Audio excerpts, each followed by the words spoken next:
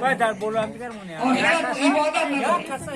برای این عزیزانی من نماز ستون دین است، نماز چراغی گل است، نماز فرق کننده بین کافر و مسلمان. آخر کافر معناش پوشیده شدگی ایمانت بسوزد.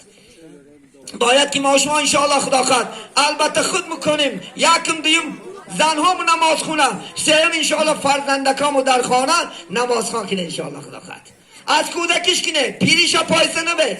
امروز دشمن های اسلام چی شیاره برادین بگید که وای کودک اگر دستی 5 سالگی و 3 سالگیش قرآن خوان شد جندی بشه.